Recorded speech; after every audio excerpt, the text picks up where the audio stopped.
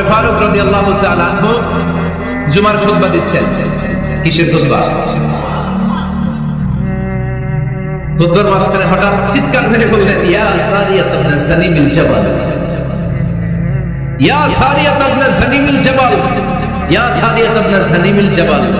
মানে এই সারিয়া, এইদিকে না, জাবাল পাহাড়ের দিকে, জাবাল জাবাল, গো টু দা মাউন্টেন, পাহাড়ের দিকে যাও। এই কথা বলে আবার থেমে খুতবা দেওয়া শুরু করলেন। সাহাবারা আগা মাথা কিছুই বুঝে পেলেন না। আগের কথার সাথে মিল নাই, পরের কথার সাথে মিল নাই। জুমার নামাজ শেষ, সাহাবারা বললেন, আমিরুল মুমিনিন খলিফাতুল মুসলিমিন ওমর ফারুক জুমার খুতবা দেওয়ার সময় হঠাৎ চিৎকার মেরে বললেন, ইয়া সারিয়াত ইবনে সানিমিল জাবাল। আপনার এই বাক্যের সাথে আপনার খুতবার আগের কথার কোনো মিল পেলাম না, পরের কথারও কোনো মিল পেলাম না। আপনি বুঝিয়ে বলেন কেন বলেছেন, আমরা তো বুঝলাম না। সাইয়েদনা ওমর ফারুক বলেন, আমি যখন জুমার খুতবা দিচ্ছি হঠাৎ আমার চোখের মধ্যে ভেসে উঠলো ওই যে গত কয়েক মাস আগে আমি আমার মুসলিম সেনাপতিকে ইরানে, পারস্যে, ওই ইরানের বিশাল রাজ্যে যুদ্ধের জন্য পাঠিয়েছি। আমি দেখলাম যুদ্ধের একটা ভয়ঙ্কর মুহূর্তে আমার মুসলিম সেনাপতি ভুল দিকে চলতে আরম্ভ করেছে। বাম দিকে তার পাহাড়, ডান দিকে উপত্যকা। ডান দিকে যদি সে চলে যায়, উপত্যকায় চলে যায়, শত্রু বাহিনীর হাতে ধরা খেয়ে সব মারা যাবে। আর আমার সেনাপতি যদি মুসলিম বাহিনীকে নিয়ে পাহাড়ের উপর উঠে যায়, আল্লাহর মেহেরবানিতে এই যুদ্ধ তারা জয়লাভ করবে। এজন্য আমি মসজিদের মিম্বারে দাঁড়িয়ে রব্বুল আলামিন আমার চোখের সামনে ওই যুদ্ধক্ষেত্রের দৃশ্যপটটা তুলে ধরেছে, ওইটা দেখে আমি এখানে দাঁড়িয়ে আমার সেনাপতিকে কমান্ড দিয়েছি। বলেন সুবহানাল্লাহ। যেন তোর মানুষ না, এটা জুমার মিম্বারে দাঁড়িয়ে 1000 কিলোমিটার দূর পারস্যে কি হচ্ছে সেটাও দেখতে পেতেন আল্লাহর মেহেরবানিতে। সুবহানাল্লাহ পড়েন। সাহাবারা বিশ্বাস করে নিলেন, কিন্তু মুনাফিক টাইপের যেগুলো, এগুলো বলে এটা আবার কেমন কথা, উনি আছেন মদিনার মিম্বারের মধ্যে দাঁড়িয়ে হাজার হাজার কিলোমিটার দূরে কি হচ্ছে উনি দেখবেন কেমনে। এরা বিশ্বাস করলো না, সাহাবারা সবাই বিশ্বাস করলো, মুনাফিক গুলো বিশ্বাস করলো না। তারা মনে মনে ভাবলো, এই মুসলিম সেনাপতি বিজয়ের বেশে যেদিন মদিনায় আসবে, আমরা মদিনার কণ্ঠে দাঁড়িয়ে থাকবো, ওদেরকে জিজ্ঞেস করবো এমন এমন দিন ওমর ফারুকের কণ্ঠের কোনো আওয়াজ শুনতে পেরেছিলে কিনা। বিজয়ী বেশে সাহাবারা যখন ফিরে আসতো, সব মুমিনরা আহলান ওয়া সাহলান জানাতে ওনাদেরকে রিসিভ করতে যেত, মুনাফিকগুলো যেত না। কিন্তু ওই দিন মুনাফিকরা সবার আগে যায় হাতে। মুসলিম সেনাপতি যখন ঢুকলো, জিজ্ঞেস করলো, মুসলিম সেনাপতি এত দিন আগের কথা, জুমার দিন দুপুরবেলা যুদ্ধক্ষেত্রে হঠাৎ করে আমিরুল মুমিনিনের কোনো কথা তুমি তোমার কান দিয়ে শুনতে পেরেছিলে কিনা বলো। সেনাপতি বলল, তোমরা কেমন করে বুঝলা, কেমন করে তোমরা জানলা? তোমরা ঠিকই জেনেছো, ঠিকই ধরেছো, ঠিকই বলেছো।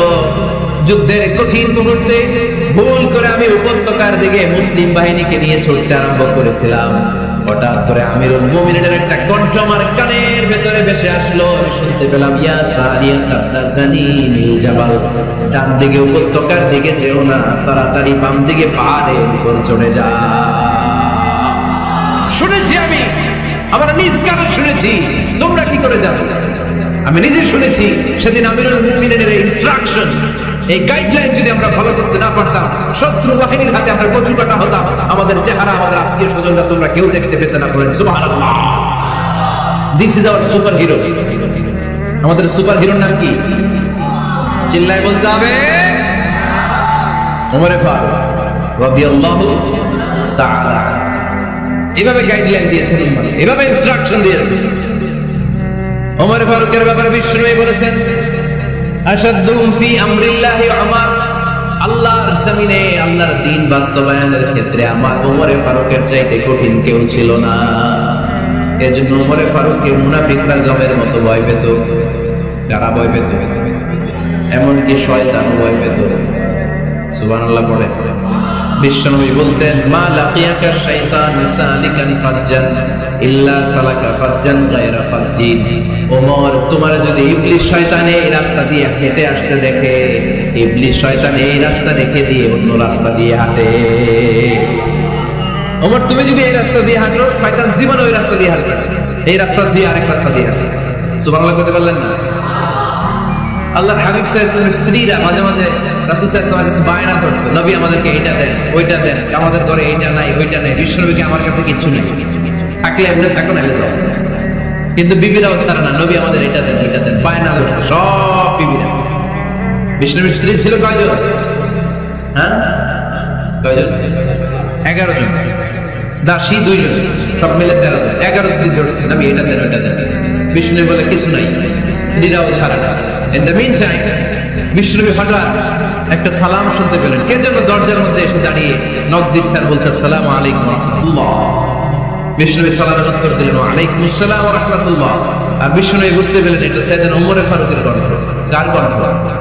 সালামের উত্তর দিয়ে বিবিদের দিকে তাকায় দেখে একটা বিবিও নাই, সব অন্তর্মহলে তো। সুবহানাল্লাহ বলবেন না? এটারে ভয়ের কারণে দৌড়, এটা বলেন শ্রদ্ধার কারণে, তার হাইবাতের কারণে। হাইবাত পার্সোনালিটি, এটাকে বলে হাইবাত ওমর। ওমরে ফারুকের হাইবাত পার্সোনালিটি এত স্ট্রং ছিল, ওনাকে দেখলেই মানুষ ভয় পেত, ইসলামের জন্য ভয়। সুবহানাল্লাহ পড়তে হবে। বিশ্বনবীর কলিজার টুকরা স্ত্রী আম্মা জান আয়েশা রাদিয়াল্লাহু তাআলা, উনি নিজে ওমরে ফারুককে ভয় পেতেন, নিজেও ভয় পেতেন। মাঝে মাঝে বিষ্ণুবীর সাথে ঝগড়া হয়ে গেলে, মধুর ঝগড়া, ভালোবাসার ঝগড়া যদি হয়ে যেত, বিষ্ণুবী বলতেন আয়েশা চলো মিটমাট করে ফেলো, ঝগড়া করে কয়েকদিন থাকে, চলো মিটমাট করে ফেলো। তো মিটমাট করার জন্য রাজি আছো? আমাদের আয়েশা বলতেন হ্যাঁ রাজি আছি। তো কারে আনা যায়? ওমরে ডেকে আনি মিটমাট করার জন্য। আয়েশা রাদিয়াল্লাহু তাআলা বলে ওরে বাপ রে বাপ, ওমর না না, ওমর খালিদ, ওমরে ফারুকের ভয় লাগে না। সুবহানাল্লাহ বলবেন না? বিষ্ণুবী যখন বলতেন আয়েশা তাহলে তোমার আব্বুকে ডেকে আনি, আম্মাজান আয়েশা বলতেন ঠিক আছে আব্বুকে ডেকে নিয়ে আসে। আবু বকর রাদিয়াল্লাহু তাআলা আঙ্গুরে ডেকে নিয়ে আসে। আমার আব্বুর মতো নরম দিলের মানুষ আমি জীবনে দেখি না। আবু বকর রাদিয়াল্লাহু তাআলা খুব নরম দিলের লোক ছিলেন, তার বিপরীতে ওমরে ফারুক ছিলেন খুব কঠিন মেজাজের। দুইটাই লাগে, কথা কথা, নরমও যেমন লাগে, গরমও লাগে। নরম গরমের সমন্বয় দরকার আছে না নেই? আমার সুপার হিরো ওমরে ফারুক রাদিয়াল্লাহু তাআলা। আমরা যাদের আমাদের ছোট্ট বাচ্চা আছে, ঘরে 2 বছর 3 বছরের শিশু আছে না, আমাদের রাতের বেলা দেখবেন খেতে চায় না, খালি মায়ের জ্বালায়। তো মা তখন বলে এই খাও নাইলে ভূত আসবে, ওই যে বিড়াল আসবে, বাঘ আসবে, ভাল্লুক আসবে, এগুলো বলে না? এগুলো বলে ভুলিয়ে বালিয়ে বাচ্চাকে ভয় দেখে খাওয়াতে চায়। লক্ষ্মীপুরে আপনারা কিসের ভয় দেখান? হ্যাঁ, ভূতে? কিসের কিসের? বাঘের, কালা বিলাই, কালাচাঁদ। আচ্ছা, তো এই যে বাঘ আসবে, ভাল্লুক আসবে, এই তাড়াতাড়ি খাও, বাঘ আসবে। বাঘের কথা শুনলে বাচ্চারা খেয়ে ফেলে, ভয়। এই ভূত আসলে ভূত, তাড়াতাড়ি খা, না খাইলে ভূতে ধরবে, তো খা, সাথে সাথে খায়। মদিনাতে যখন ওমরে ফারুক রাদিয়াল্লাহু তাআলা মদিনার খলিফা, তখন মদিনার বাচ্চারাও মাদেরকে এরকম জ্বালাতো, খেতে চাইতো। মায়েরা খাবার নিয়ে বাচ্চাদের পেছনে ঘুরতো। তখন মদিনার মায়েরা বাচ্চাদেরকে বলতো তাড়াতাড়ি খাও, হা হুয়া ইয়াতি উমর, হুয়া উমর, তাড়াতাড়ি খাও, ওই যে ওমর আসতেছে, ওমর আসতেছে শুনলেই বাচ্চারা তাড়াতাড়ি খেয়ে ফেলতো, বাঘের মতো ভয় পেত। চিল্লায় বলেন আল্লাহু আকবার। মুসলিম ইতিহাসে প্রথম চিফ জাস্টিস আবু বকর রাদিয়াল্লাহু তাআলা যখন খলিফা, চিফ জাস্টিস বানাই দিয়েছেন ওমরে ফারুককে। সর্বপ্রথম কোরআন সংকলনের পরামর্শ দিয়েছেন সাইয়েদনা ওমরে ফারুক। এই যে কোরআন 114 সূরা 30 পারা, আগে কি এরকম ছিল? কথা কন না, আগে গাছের পাতায় লেখা ছিল, পশুর চামড়ায় লেখা ছিল, ওটের হাড্ডির মধ্যে লেখা ছিল কোরআন। এভাবে যখন হাফেজে কোরআন সাহাবারা শহীদ হতে আরম্ভ করলো, এক যুদ্ধে টানা 70 জন হাফেজে কোরআন সাহাবা নিহত হলেন, শহীদ হলেন। ওমরে ফারুক তখন আবু বকর রাদিয়াল্লাহু তাআলা আনহুর কাছে যে বললেন, আবু বকর আপনি কোরআন জমা করেন, সব কোরআনের কপিগুলো একসাথে করে এরকম একটা কোরআন করেন। আবু বকর বললেন না, আমার নবী যেটা করেন আমি এটা করতে পারি না। কিন্তু ওমরে ফারুক ছাড়েন, আর এটা করে করলে ভালো হবে, গোটা মুসলিম উম্মাহ উপকৃত হবে। বারবার বারবার বারবার সাইয়েদনা আবু বকর রাদিয়াল্লাহু তাআলা কে এত জোরাজুরি করতেছিলেন, অবশেষে আবু বকর রাদিয়াল্লাহু তাআলা বললেন, ওমরে ফারুকের জোরাজুরিতে এই কাজের জন্য আল্লাহ তাআলা আমার হৃদয়টাকে খুলে দিলেন। আল্লাহ আমার হৃদয়ের ভিতরে ইলহাম করে দিলেন, আর আল্লাহ বোঝাতে চাইলেন, আবু বকর ওমরের কথাই শোনো, ওমর যেটা বলে তেমনটাই করো। কারণ ওমর ফারুককে বলা হয় মুহাদ্দিস। কি বলে? সবাই বলেন কি বলে? মুহাদ্দিস নামিয়া। মুহাদ্দিস মানে যে হাদিস বিশারদ, আর মুহাদ্দিস মানে যার মুখ থেকে আল্লাহর কথাগুলো বের হয়। আল্লাহ কি বলতে চায়, আল্লাহ তাআলা ওই কথাগুলো, ওই ভাবনাগুলো ওই লোকের মুখ দিয়ে বের করে দেয়। জোরে বলেন সুবহানাল্লাহ। বিশ্বনবী বললেন লিকুল্লি উম্মাতিন মুহাদ্দিস, সব উম্মতের মধ্যে আল্লাহ তাআলা একজন করে মুহাদ্দিস পাঠায়। আমার উম্মতের মধ্যে মুহাদ্দিস লোকটার নাম হলো ওমর। বিভিন্ন সময়ে ওমর ফারুক যেমনটা ভাবতেন ঠিক তেমন তেমন কোরআনের আয়াত পাঠিয়েছে কে? মদিনার সবচেয়ে বড় মুনাফিকের নাম হচ্ছে আব্দুল্লাহ ইবনে উবাই ইবনে সালুল। নাম শুনছেন? মুনাফিক চিনেন তো আপনারা? ভিতরে এক বাইরে আরেক, তার নাম সর্দার হচ্ছে আব্দুল্লাহ ইবনে উবাই ইবনে সালুল। ইন্তেকালের পরে তার ছেলে আব্দুল্লাহ এসে বলে, ইয়া রাসূলুল্লাহ, এটা চমৎকার ঘটনা, মনোযোগ দিয়ে শুনুন। ইয়া রাসূলুল্লাহ, আমার আব্বা আব্দুল্লাহ ইবনে উবাই ইবনে সালুল মুনাফিকদের লিডার, আপনিও জানেন আমিও জানি, কিন্তু আমার তো বাবা, আমার কি, আমার তো মায়া লাগে। ইয়া রাসূলুল্লাহ, আমার আব্বা ইন্তেকাল করেছে, আপনার গায়ের একটা জামা খুলে দেন। কি খুলে দেন? এই জামাটা দিয়ে আমার বাবার দাফন দেব, আর আপনি যে আমার বাবার জানাজার নামাজের ইমামতি করবেন, আসেন। ওমর ফারুক বললেন, না, আপনি যাবেন না। বিশ্বনবী দয়ার নবী, মায়ার নবী, রহমতের নবী, মায়া লেগে গেছে। আব্দুল্লাহর চোখের পানি দেখে যেতে আরম্ভ করলেন। ওমর ফারুক বললেন, খবরদার, নবী যাবেন না। বিশ্বনবী যাওয়ার জন্য রওনা হলেন। ওমর ফারুক বিশ্বনবীর জুব্বা টেনে ধরলেন। সুবহানাল্লাহ। আমাদের দেশে কি বলতাম আমরা? বেয়াদবি করছে না? না, সম্পর্কটা এমন ছিল। ওমর ফারুক জুব্বা টেনে ধরেছেন। যখন আল্লাহ আয়াত নাযিল করলেন, ইস্তাগফির লাহুম আও লা তাস্তাগফির লাহুম ওয়া ইন তাস্তাগফির লাহুম ৭০ মাররাতান ফালাই ইয়াগফিরুল্লাহু লাহুম। বিশ্বনবী ওমর ফারুককে সরিয়ে দিয়ে জুব্বাটা হ্যাচকা টান মেরে জানাজার নামাজের ইমামতি করে আসলেন। আসার সাথে সাথে ওমর ফারুকের পক্ষে আল্লাহ আয়াত নাযিল করলেন, নবী, ইস্তাগফির লাহুম আও লা তাস্তাগফির লাহুম, আপনি মুনাফিক সর্দারের জন্য ক্ষমা চান কিংবা না চান, জুব্বা দেন কিংবা কাঁদেন, যাই করেন না কেন, ৭০ বার যদি এই মুনাফিক সর্দারের জন্য আপনি ক্ষমা চান, আমি আল্লাহ আপনার এই দোয়া কবুল করব না। খবরদার, এটাই ফার্স্ট, এটাই লাস্ট। আর কোন মুনাফিকের জানাজা দিতে আপনি যাবেন না। ওমর ফারুকের পক্ষে কোরআনের আয়াত নাযিল করেছে কে? ওইরকম ওমর আমাদের কয়টা লাগবে? চিল্লায় বলতে হবে কয়টা? কারণ সাইয়েদনা ওমর ফারুক আমাদের অনুপ্রেরণা, সাইয়েদনা আবু বকর আমাদের অনুপ্রেরণা, হামজা আমাদের অনুপ্রেরণা, সাইয়েদনা বেলাল ইবনে রাবাহ আমাদের অনুপ্রেরণা। নায়ক নায়িকা, গায়ক গায়িকা আমাদের অনুপ্রেরণা নয়। এজন্য আমরা সাহাবীদের জীবনী পড়ি। রাজি আছেন? আওয়াজ করে বলেন আল্লাহ, আরো জোরে বলেন আল্লাহ। নবীর সাহাবারা আমাদের মডেল। আমরা যেন সাহাবাদের দেখানো পথে মতে থাকতে পারি, চলতে পারি, আমল করতে পারি, সমাজটাকে পরিবর্তন করতে পারি। তুমি তৌফিক দাও, আমিন। আর জোরে পড়ি আমিন। আমরা যারা সাহাবাদের জীবনী পড়ি, ওমর ফারুকের জীবনীতে অসাধারণ অনেক অনুপ্রেরণা আপনি খুঁজে পাবেন। ওই যে দোয়া করলেন বিশ্বনবী, দোয়ার পর সাইয়েদনা ওমর ফারুকের হৃদয়ের মধ্যে উথাল পাতাল শুরু হয়ে গেল। সব সময় লুকিয়ে লুকিয়ে বিশ্বনবীরে ফলো করে।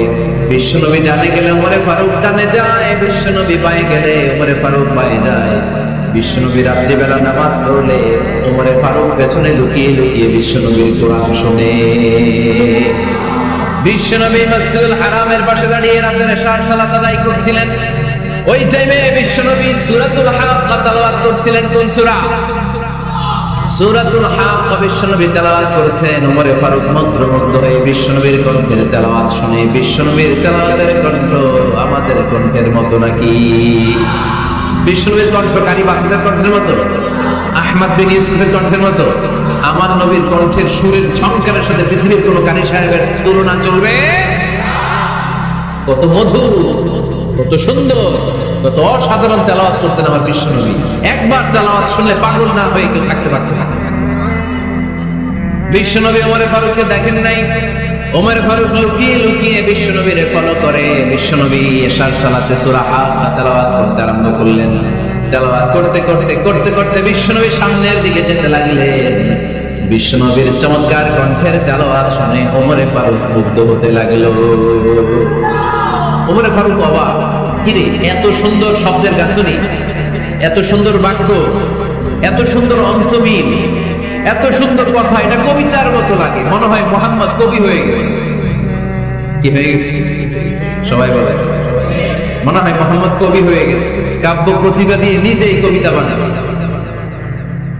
ওমরে ফারুক যখন মনে মনে ভাবলেন এগুলো মনে হয় মুহাম্মদ কবিতা পড়ে, মুহাম্মদ মনে হয় কবি হয়ে গিয়েছে। ইন দ্য মিন টাইম বিশ্বনবী তেলাওয়াত করছিলেন সূরা হাক্কা থেকে, ওয়ামা হুয়া বিকাউলি শাইরিন কলিলাম মা তুমিনুন। এই আয়াতের অর্থ হলো এটা কোনো কবির বানানো কবিতা নয়, তোমরা অল্প সংখ্যক লোকই এই কোরআনের উপরে ঈমান আনো। সুবহানাল্লাহ। বিশ্বনবী ওমরে ফারুককে দেখছেন নাকি? কথা কয় না, দেখেছে না? বিশ্বনবী তেলাওয়াত করে যাচ্ছে। ওমর ফারুক যখন মনে করলেন কিরে এই কথাগুলো এত সুন্দর, এটা মনে হয় কবিতা। ইন দ্য মিন টাইম বিশ্বনবী যে আয়াতটা তেলাওয়াত করছিলেন, কোইন্সিডেন্টলি দৈবাত মিলে গিয়েছে। ওই আয়াতের অর্থ ছিল এটা কোনো কবির বানানো কবিতা না, খুব অল্প সংখ্যকই তোমরা ঈমান আনো। এবার তো ওমর ফারুক আটকে উঠলেন, ঘটনা কি? আমি মনে মনে ভাবলাম মুহাম্মদ কবি, আর যেটা পড়তেছে এটা কবিতা, কিন্তু মুহাম্মদ আমার দেখেও নাই, কিন্তু বলতেছে এটা কবির বানানো কবিতা না। তাহলে মুহাম্মদ মনে হয় গণক হয়ে গেছে। কার মনে কি চলে না দেখেই বলতে পারে। নাউজুবিল্লাহ পড়বেন না? ওমর ফারুক এবার মনে মনে ভাবে মুহাম্মদ তাহলে কবি না, আগেরটা ভুল ধারণা আমি করেছি। মুহাম্মদ কবি নয়, মুহাম্মদ হলো গণক। আওয়াজ করে পড়েন না আউযুবিল্লাহ। মুহাম্মদ মানুষের মনে কি চলে গণনা করে সব টের পেয়ে যায়, সব বুঝতে পারে। বিশ্বনবী তখন যে আয়াতটা তেলাওয়াত করছিলেন সেটা হলো ওয়ালা বিকাউলি কাহিনিন কলিলাম মা তাযাক্কারুন। বিশ্বনবী তখন যে আয়াতটা তেলাওয়াত করছিলেন এই আয়াতের অর্থ হলো এটা কোনো গণকের বানানো কথা নয়, খুব অল্প সংখ্যক লোকই তোমরা উপদেশ গ্রহণ করো। বিশ্বনবী ওমর ফারুককে দেখে, কথা কয় না, দেখে না, কিন্তু মিলে যাচ্ছে। ওই আয়াতের পরের আয়াতটা ছিল এটা গণকের বানানো কোনো গণনা নয়, খুব অল্প সংখ্যকই তোমরা ঈমান আনো। এবার তো ওমর ফারুক বেহুশ। হায় হায়, প্রথমে ভাবলাম কবিতা, সে পড়ে যাচ্ছে না কবির বানানো কবিতা না। এরপর মনে মনে ভাবলাম মনে হয় গণক, সে বলে না এটা গণকের বানানো গণনা নয়। তাহলে এটা কি? এটা কি? কি এটা? কি বলে মুহাম্মদ, যার কণ্ঠের তেলাওয়াত শুনলে মানুষ পাগল হয়ে যায়। বিশ্বনবী তখন পড়তে আরম্ভ করলেন তানজিলুম মির রাব্বিল আলামিন। এর মানে হলো এটা কবিতা না, এটা গণকের বানানো গণনা না, মানুষের বানানো কিচ্ছু না, এটা গোটা বিশ্বের রব আল্লাহ পাকের বাণী। সুবহানাল্লাহ পড়ো। এই দুই নাম্বার ডোজ করছে। প্রথম ডোজ করছে দোয়ার ডোজ। প্রথম ডোজ কিসের? দোয়া। দুই নাম্বার সূরা হাক্কা দিয়ে আল্লাহ দিলেন এক ধাক্কা। এই সূরা হাক্কার ওই ঘটনার পর ওমর ফারুক পাগল পড়া, কি ঘটে গেল আমার সাথে ওই দিন? আমি মনে মনে যা ভাবি সব মুহাম্মদ বুঝে। আল্লাহ দুই নাম্বার ডোজ দিলেন সূরা হাক্কা দিয়ে এক ধাক্কা। সুবহানাল্লাহ পড়ো। এরপর ওমর ফারুক প্রায় বিশ্বনবীর কথা ভাবেন, বিশ্বনবী কোথায় যান লুকিয়ে লুকিয়ে দেখেন।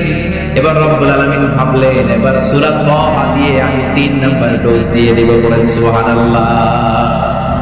এবার 3 নাম্বার ডোজ পাবেন, কিন্তু শয়তান ওয়াসওয়াসা দিচ্ছে, ওমর ফারুক যাও, মক্কায় ঘোষণা হয়েছে মুহাম্মদের কল্লা এনে দিতে পারলে এত এত স্বর্ণ মুদ্রা। শয়তানের ওয়াসওয়াসায় আবার ভুল পথে হাঁটতে লাগলেন সাইয়েদনা ওমর। নাঙ্গা তরবার নিয়ে বিশ্বনবীর মাথা কাটার জন্য বের হয়ে গেলেন। বনু জাহারা গোত্রের একটা লোক বলে, ওমর তুমি কোথায় যাও? ওমরে ফারুক বলেন মুহাম্মাদের কল্লা কাটার জন্য যাচ্ছি। বলেন নাউজুবিল্লাহ। আবু জাহারা গোত্রের লোক বলে তুমি মুহাম্মাদের কল্লা কাটতে যাও? আরে তোমার বোন ফাতিমা বিনতে খাত্তাব আর তোমার বোনের জামাই সাঈদ, এরা তো দুজন কালিমা পড়ে মুসলমান হয়ে গেছে। আরে মুহাম্মাদের কল্লা পরে কেটো, আগে ঘর সামলাও। যে ওমর আগে ঘর সামলাও, পরে তুমি মুহাম্মাদের কল্লা কাটতে যাও। ওমর ফারুক রেগে গেলেন, রাস্তা ঘুরিয়ে বাড়ির দিকে চলতে আরম্ভ করলেন। আগে তিনি গড়গড় করছেন।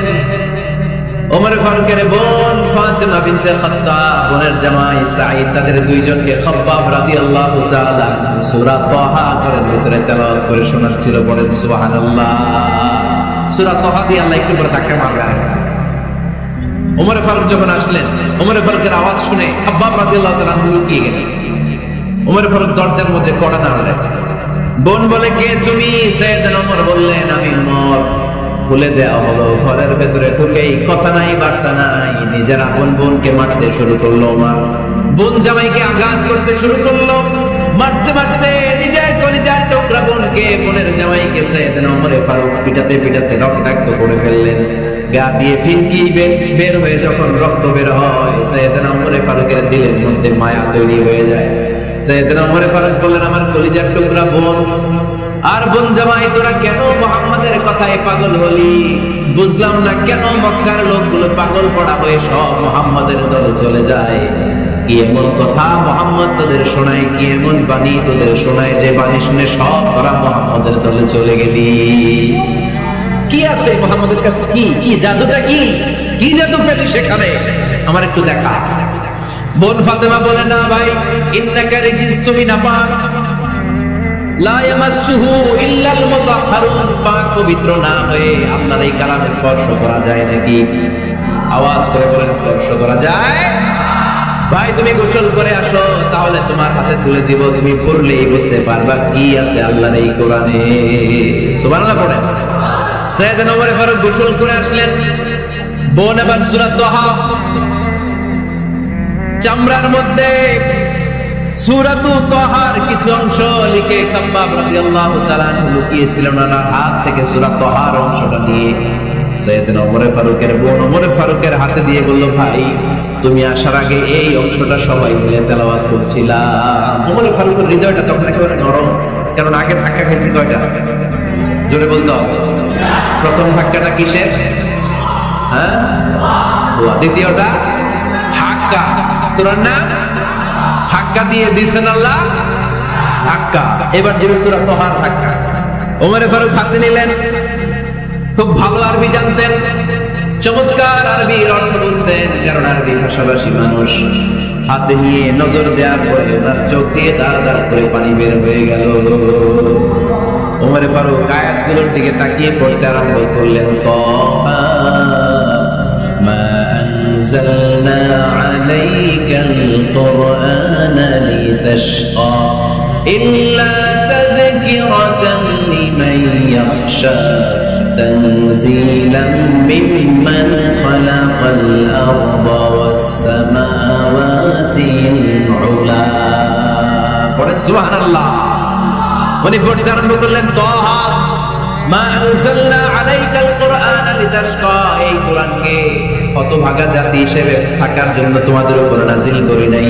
তানজিলাম মিম্মান খালাকাল আরদা ওয়াস সামাওয়াতিল উলা, এটা ওই রবের পক্ষ থেকে, ওই সত্তার পক্ষ থেকে নাজিল হয়েছে যেই রব জমিন তৈরি করেছে, যেই রব বিশাল সুবিশাল আকাশ তৈরি করেছে। সুবহানাল্লাহ। সূরা তাহা এই চমৎকার অসাধারণ শব্দগাঁথনি দিয়ে এই আয়াতগুলো যখন পড়তে আরম্ভ করলেন, ওমর ফারুক আর নিজের উপর ব্যালেন্স রাখতে পারলেন না, আর ধরে রাখতে পারলেন না। এবার ডাইরেক্ট অ্যাকশন। এবার কি 3 নাম্বার ধাক্কা খেয়ে, সূরা তাহার ধাক্কা খেয়ে আর সামলাতে পারলেন না, পাগলের মতো হয়ে গেলেন। বলতে আরম্ভ করলেন, আইনা মুহাম্মদ, মুহাম্মদ কোথায়? সাইয়েদনা খাব্বাব বললেন, বিশ্বনবী সাফা পাহাড়ের পাদদেশে দারুল আরকাম ইবনে আবিল আরকামের ঘরে বসে বসে লুকিয়ে লুকিয়ে কোরআনের দাওয়াত দিচ্ছে। ওমর, তুমি যদি মুহাম্মদ সাল্লাল্লাহু আলাইহি ওয়াসাল্লামের দেখা পেতে চাও, তাড়াতাড়ি দারুল আরকামের ঘরের দিকে ছুটে যাও। ওমর ফারুক তলোয়ার নিয়ে ছুটলেন, পাগলের মতো ছুটলেন, আর ধৈর্য ধারণ করতে পারেন না। বিশ্বনবীর নূরানী চেহারাটা একবার দেখার জন্য পাগলের মতো ছুটতে আরম্ভ করলেন। ওমর ফারুককে দারুল আরকামের কাছে আসতে দেখে বিশ্বনবীর চাচা হামজা ইবনে আব্দুল মুত্তালিব এসে বলে, নবী তাড়াতাড়ি দারুল আরকামের ঘর থেকে আপনি পালিয়ে অন্য কোথাও চলে যান। ওই যে ওমর ইবনে খাত্তাব নাঙ্গা তলোয়ার নিয়ে আপনার উপর আক্রমণ করার জন্য ছুটে আসছে গো নবী। বিশ্বনবী বললেন, ও আমার সাহাবারা, ও আমার চাচা হামজা, সবাই আপনারা সরে যান, ওমরে আসতে দেন, ওমরে বাধা দিন না। কারণ কিছুদিন আগে তাহাজ্জুদের নামাজ পড়ে আমি আল্লাহর কাছে একটা বিশেষ দোয়া করেছি, আমার মন বলছে ওই দোয়াটা আল্লাহ কবুল করতে শুরু করেছে। ওমর ফারুক চলে আসলেন, এসে কোনো কথা নাই চিৎকার দিয়ে বললেন, আশহাদু আল্লা ইলাহা ইল্লাল্লাহ ওয়া আশহাদু আন্না মুহাম্মাদান আবদুহু ওয়া রাসূলুহু। আমি সাক্ষ্য দিলাম আল্লাহ এক, অদ্বিতীয়, আল্লাহ ছাড়া কোনো ইলাহা নাই। নিশ্চয় আপনি মুহাম্মদ আল্লাহর বান্দা এবং রাসূল। সুবহানাল্লাহ পড়েন। এই কালেমা শাহাদাতের ভিতরে আল্লাহর কথা, আমার নবীর কথা ঢুকিয়ে দিয়েছে কে? ঝিনুকের ভেতর লুকিয়ে থাকে যেমন মতি, ঝিনুকের ভেতর লুকিয়ে থাকে যেমন মতি, কালমা শাহাদাতে আছে আল্লাহর জ্যোতি, কালমা শাহাদাতে আছে আল্লাহর জ্যোতি। পড়েন। ঝিনুকের ভেতর লুকিয়ে থাকে যেমন মতি, ঝিনুকের ভেতর লুকিয়ে থাকে যেমন মতি, কালমা শাহাদাতে আছে আল্লাহর জ্যোতি, কালমা শাহাদাতে আছে আল্লাহর জ্যোতি। বলেন আল্লাহু আকবার। ওই শাহাদাতের জ্যোতি সাইয়েদনা ওমর ফারুকের হৃদয়টারে উজালা করে দিল। দুনিয়ার সব ভয়কে পেছনে ফেলে এক আল্লাহর ভয়কে অন্তরে ধারণ করে আওয়াজ করে বললেন, আশহাদু আল্লা ইলাহা ইল্লাল্লাহু ওয়াহদাহু লা শারীকা লাহু ওয়া আশহাদু আন্না মুহাম্মাদান আবদুহু ওয়া রাসূলুহু। পড়েন সুবহানাল্লাহ। তিনটা ধাক্কা। কয়টা? সবাই বলতে হবে কয়টা? প্রথম ধাক্কাটা দোয়া, দ্বিতীয় ধাক্কা হাক্কা, তৃতীয় ধাক্কা সূরা তাহা। তিনটা ধাক্কার মাধ্যমে সাইয়েদনা ওমর ফারুককে মুসলমানদের লিডার বানায় দিল কে? ওমর ফারুক কালিমা পড়ে মুসলমান হয়ে গেছে। নও মুসলিম সাহাবাদের মধ্যে আনন্দের বন্যা বয়ে গেল। বিশ্বনবী খুশি হয়ে গেলেন, আল্লাহর শুকরিয়া করলেন, আল্লাহ তুমি আমার দোয়া ফিরিয়ে দাও। আমি বলেছি দুজনের একজনকে চাই, তুমি ওমর ফারুককে দান করেছো। বলেন আলহামদুলিল্লাহ। এবার ওমর ফারুক বিশ্বনবীর প্রশ্ন করলেন, নবী আলাসনা আলাল হক, আমি প্রশ্ন করি উত্তর দেন, আমরা কি সত্যের উপর নাই? বিশ্বনবী বললেন, বালা ওমর, আমরা এই সত্যের উপরে আছি। আমাদের কোরআন কি সত্য নয়? বিশ্বনবী বললেন, কোরআন সত্য। আমাদের রব আল্লাহ কি সত্য নয়? বিশ্বনবী বললেন, সত্য। ওমর ফারুক বললেন, তাহলে ফিমাল ইখতিফা, তাহলে লুকিয়ে লুকিয়ে আর গোপনে দাওয়াতি কাজ কেন? আপনি সত্য নবী, কোরআন সত্য কিতাব, আমার রব আল্লাহ সত্য, আর আমি ওমর কালিমা পড়ে মুসলমান হয়ে গিয়েছি, তাহলে ফিমাল ইখতিফা, আর লুকিয়ে লুকিয়ে কোরআনের দাওয়াত দিবেন কেন? বের হন, মক্কার শহরের মাঝখানে চলে আসেন, চিৎকার করে আমরা আল্লাহর নামের ঘোষণা দেব। বিশ্বনবী বললেন, না ওমর,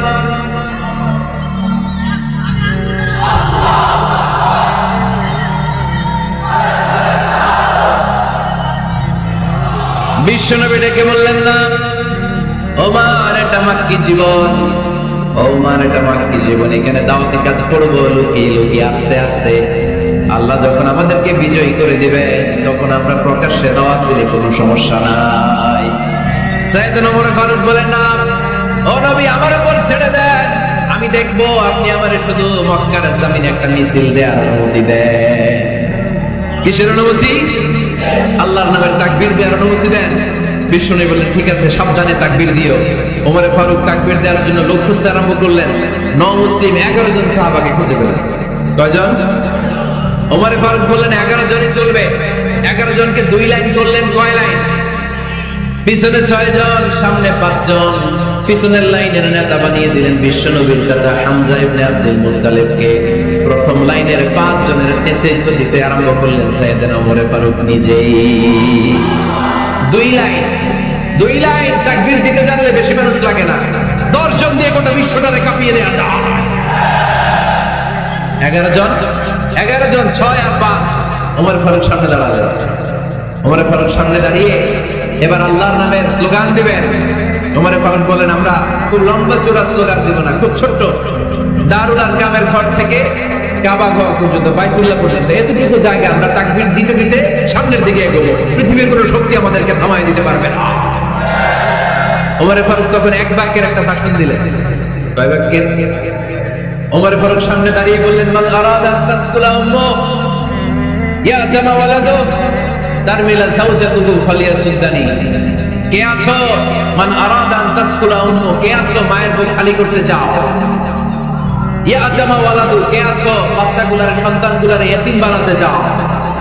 তার কামিলা যাওজাতুহু, কার এত বড় বুকের পাটা আছে দেখি, কে আছো স্ত্রীকে বিধবা বানাতে চাও? বুকের পাটা থাকলে আমি উমরের থামা, যদি সাহস থাকে আমি উমরের মিছিল থামা। ওমর ফারুক শুরু করলেন আল্লাহু আকবার, আল্লাহু আকবার, আল্লাহু আকবার। স্লোগান দিতে দিতে সাইয়েদনা ওমর ফারুক কাবার গিলাফ যে স্পর্শ করলেন, ওমর ফারুকের এই স্লোগান কেউ থামাতে পারে নাই। কিয়ামত পর্যন্ত এই আল্লাহর নামের স্লোগান কেউ থামাতে পারবে না। চিল্লায় বলো ঠিক কিনা?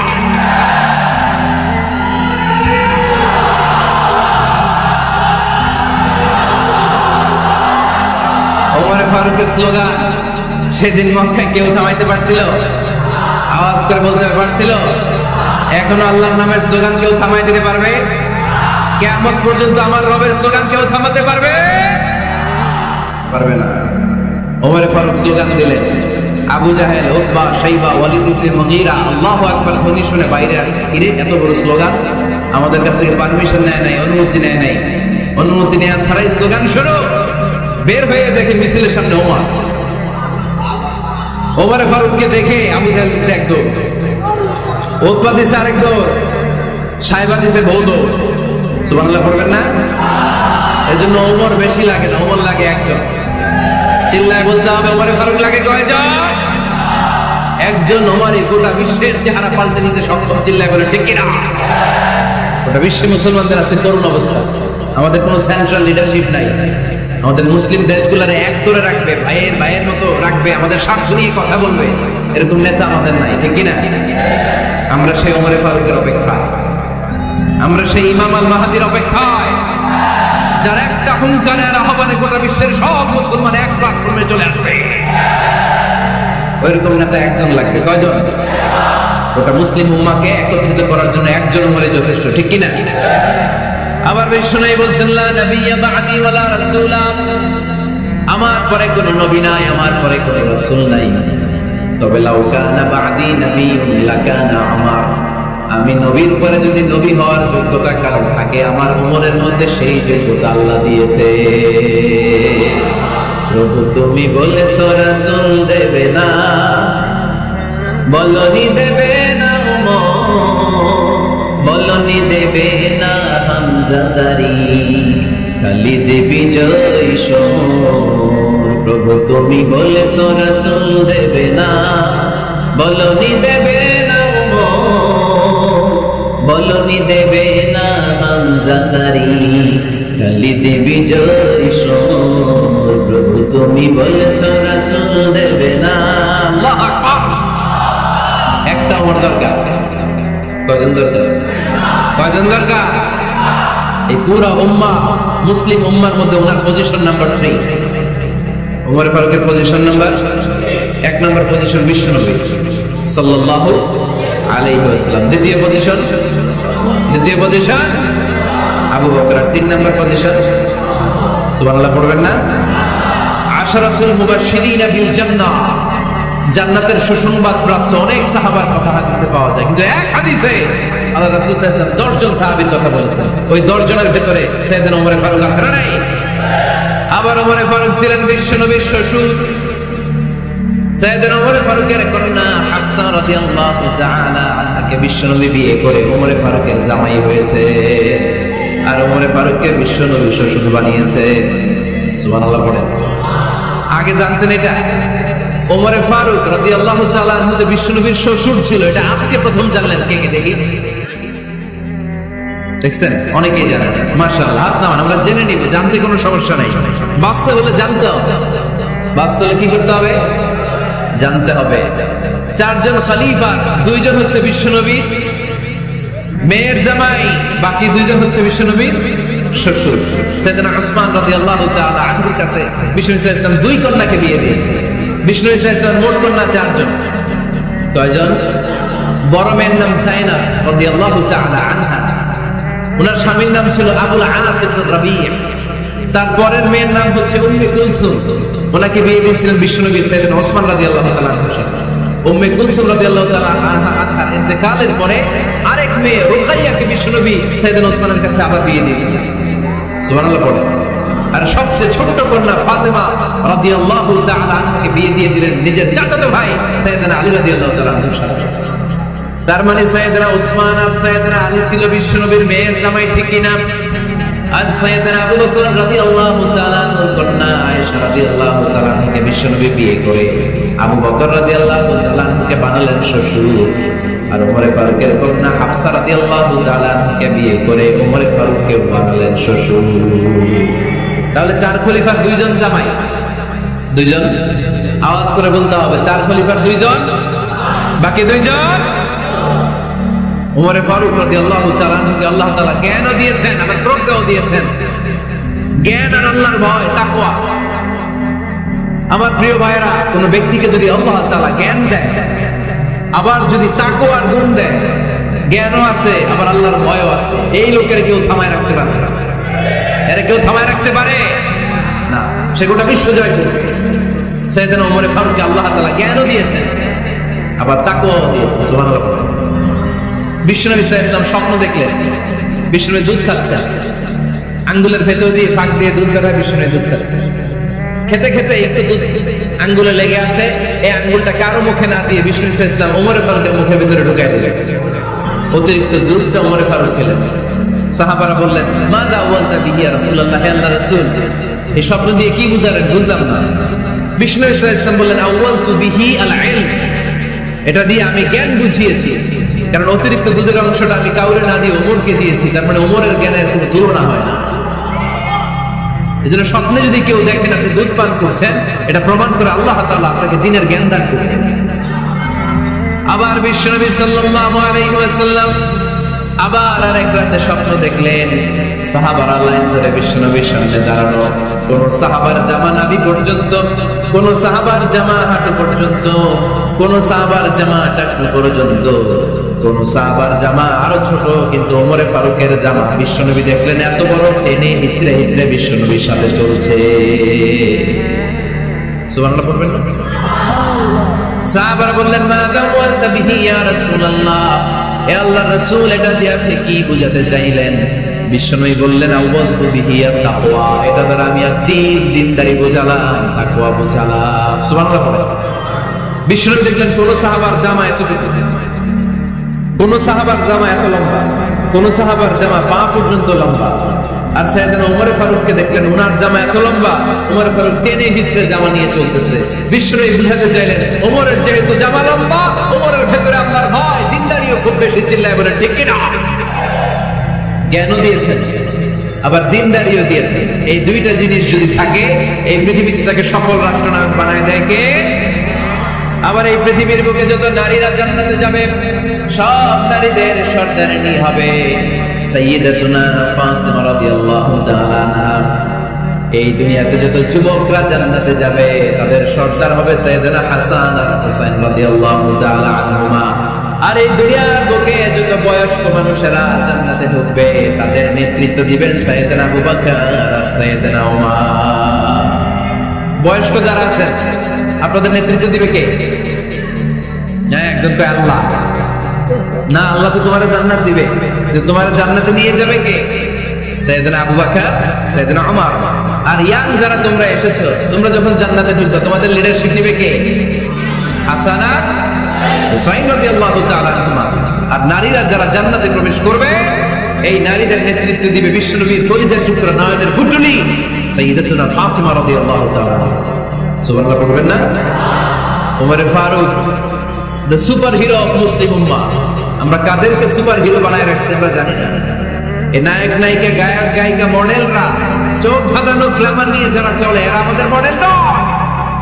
আমাদের মডেল সাইয়েদনা ওমর ফারুক। ঠিক কিনা? ঠিক কিনা?